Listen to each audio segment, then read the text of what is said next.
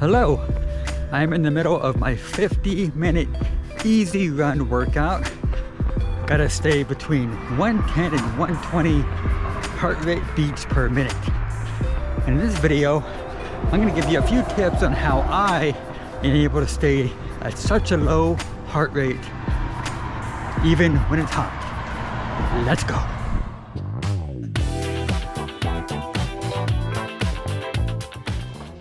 He's ready for his job.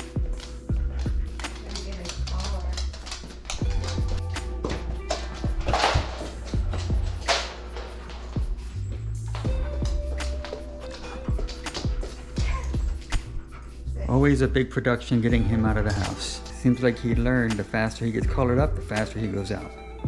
But no. Okay, about to do a easy 50-minute run today. It's already warm outside. You can see the sun. It's probably about 70, 75, something like that.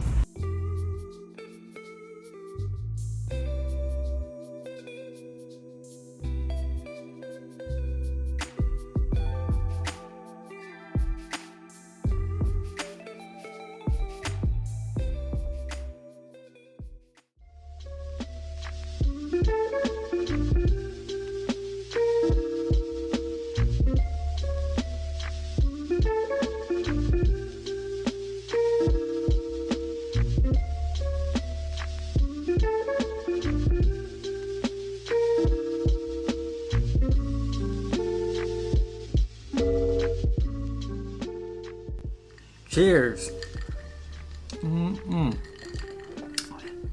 This is noon and water. Great stuff after a run. Okay, so I want to give you a few tips on how to stay within your heart rate zones, even in heat.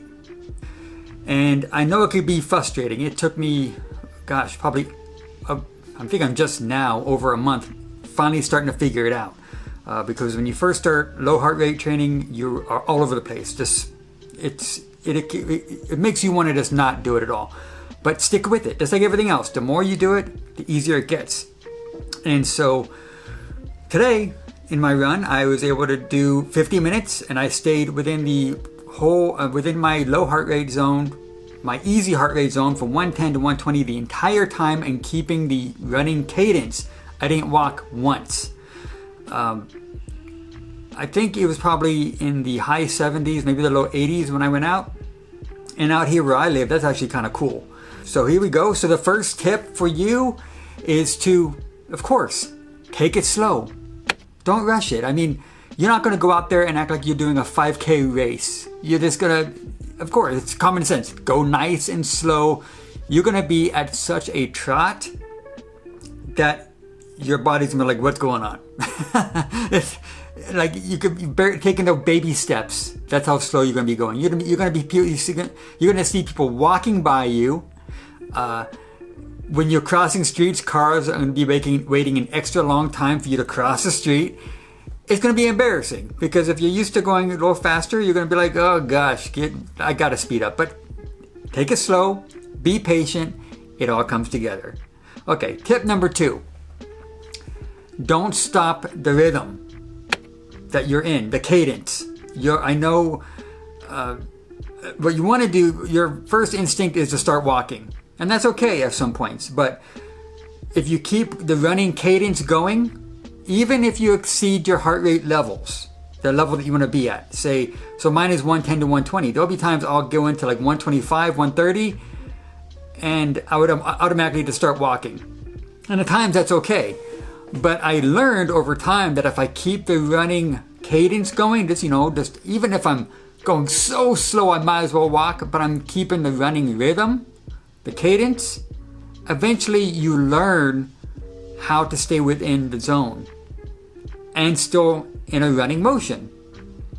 So you're not going to learn unless you give it a shot. And I know it could be frustrating. Your natural instinct is to just start walking, but don't do it. Just stay in the running motion no matter how slow you're going. Next, this is, got my notes down here. Next is, don't listen to music. or if you are going to listen to music, nothing with high tempos, high energy. You want something nice and easy to listen to. That's gonna, because if you're listening to something high tempo like hard rock or hip hop or something like that, you're gonna want to go with that sound.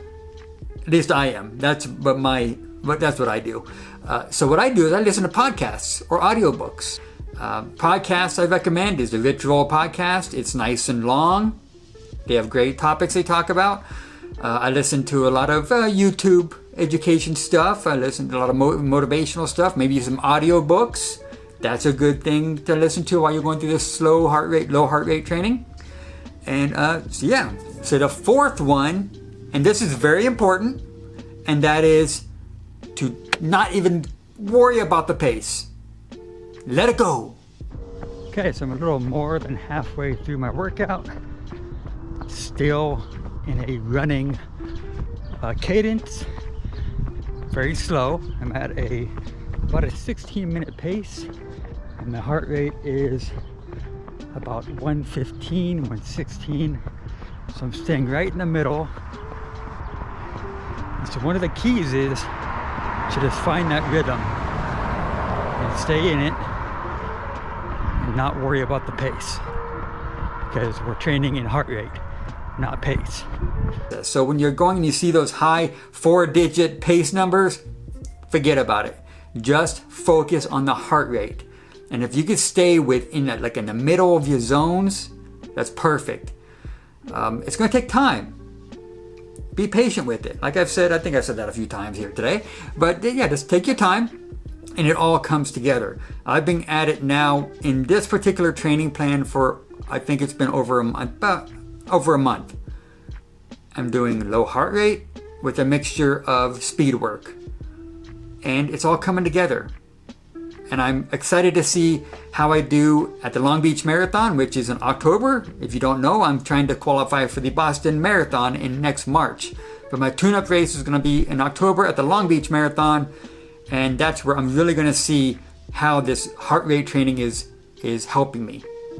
So if this brought you value, I'd appreciate it if you hit that subscribe button.